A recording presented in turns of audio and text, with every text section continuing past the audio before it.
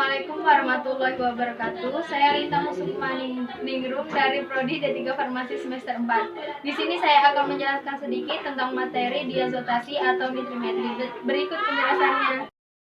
Nitrimetri atau diazotasi. 1. Pengertian diazotasi atau nitrimetri. Diazotasi atau nitrimetri merupakan penetapan kadar secara kuantitatif dengan menggunakan larutan baku natrium nitrit.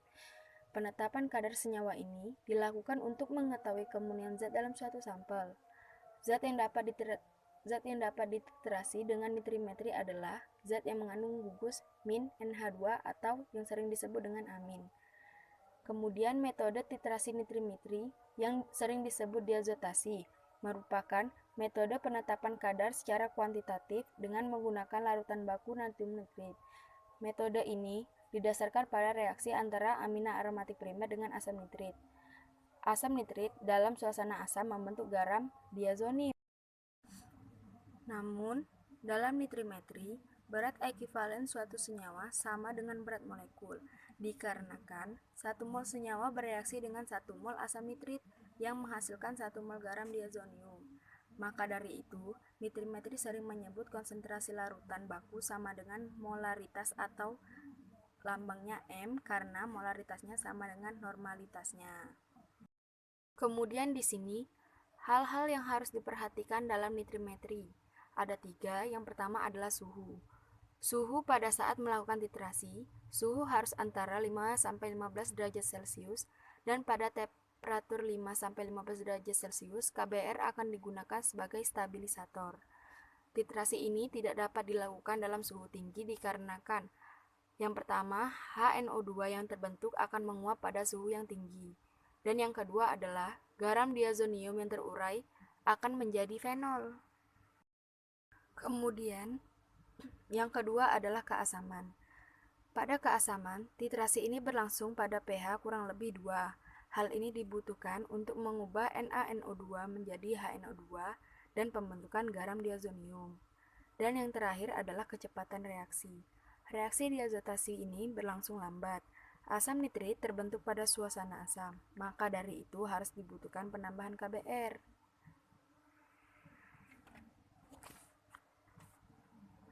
Penambahan KBR pada titrasi nitrimetri diperlukan sebagai 1. Katalisator yang berguna untuk mempercepat reaksi, dan yang kedua adalah stabilisator yang berguna untuk mengikat NO2 agar asam nitrit tidak terurai atau menguap. Yang kedua adalah jenis-jenis reaksi nitrimetri atau diazotasi. Jenis reaksi yang terjadi pada trimetri ada 2, yaitu yang pertama adalah reaksi yang tidak mengalami perubahan bilox atau bilangan oksidasi, atau reaksi yang tidak terjadi transfer atau perpindahan elektron.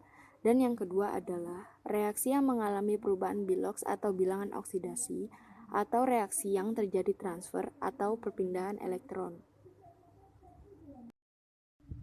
Yang ketiga adalah prinsip reaksi nitrimetri atau diazotasi. Ada 4, yaitu 1.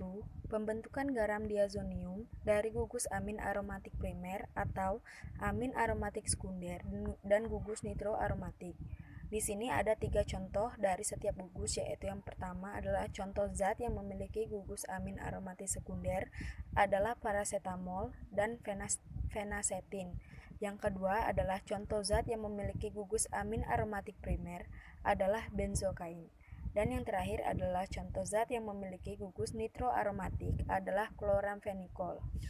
Yang kedua adalah pembentukan senyawa nitrosamin dari amin alifatik sekunder, yaitu contohnya adalah zat yang memiliki gugus amin alifatis adalah Na-siklamat. Dan prinsip yang ketiga adalah pembentukan senyawa azo dari gugus hidrazida, contohnya adalah INH. Dan yang terakhir adalah pemasukan gugus nitro yang jarang terjadi karena sulitnya titrasi dengan menggunakan asam nitrit dalam suasana asam. Yang keempat adalah indikator nitrimetri atau diazotasi. Yang pertama adalah indikator luar.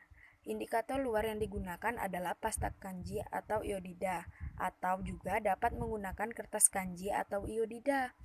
Kelebihan asam nitrit akan mengoksidasi iodida menjadi iodium, dan dengan adanya kanji atau amilum akan menghasilkan warna biru segera. Indikator Kanji atau iodida peka terhadap kelebihan 0,05 sampai 0,10 mili natrium nitrit dalam 200 ml. Kemudian, reaksi yang terjadi yang pertama adalah NaNO2 plus HCl menghasilkan HNO2 plus NaCl. Yang kedua adalah Ki plus HCl menghasilkan KCl plus Hi. Yang ketiga adalah 2Hi plus 2HONO menghasilkan I2 plus 2NO plus 2H2O. Dan yang terakhir adalah I2 plus Kanji menghasilkan Kanji iod atau biru. Titik akhir titrasi tercapai apabila penggoresan larutan yang dititrasi pada pasta kanji iodida atau kertas kanji iodida akan terbentuk warna biru segera, sebab warna biru juga terbentuk beberapa saat setelah dibiarkan di udara. Jadi, kelebihan indikator luar adalah untuk beberapa zat lebih tepat dipakai karena perubahan warna lebih jelas, dan kekurangan indikator luar adalah titrasi harus dilakukan pada suhu di bawah 15 derajat. Yang kedua adalah indikator dalam. Indikator dalam terdiri atas campuran tropeolin OO dan metilen biru. Tropeolin OO merupakan indikator asam basa yang berwarna kuning bila dioksidasi oleh kelebihan asam nitrit. Sedangkan metilen biru sebagai pengontras warna sehingga pada titik akhir akan terjadi perubahan warna dari ungu menjadi biru dan dari biru sampai ke warna hijau, tergantung pada senyawa yang dititrasi. Kelebihan dari indikator dalam adalah 1. Cara kerja cepat dan praktis, dan yang kedua adalah dapat dilakukan pada suhu kamar. Namun, indikator dalam juga memiliki kekurangan, yaitu penggunaannya terbatas, hanya untuk beberapa zat. Untuk zat lainnya, perubahannya tidak jelas. Yang ketiga adalah metode potensiometri. Metode potensiometri adalah metode yang baik untuk penetapan titik akhir titrasi. Metode ini cocok untuk sampel dalam bentuk sediaan sirup. Yang kelima adalah aplikasi analisis nitrimetri atau diazotasi dalam analisis obat. Aplikasi analisis nitrimetri atau diazotasi dalam analisis obat berguna untuk menetapkan kadar senyawa antibiotik sulfonamid dan senyawa anestetika lokal golongan asam amino benzoat. Demikianlah penjelasan dari saya. Kurang lebihnya saya mohon maaf. Wassalamualaikum warahmatullahi wabarakatuh.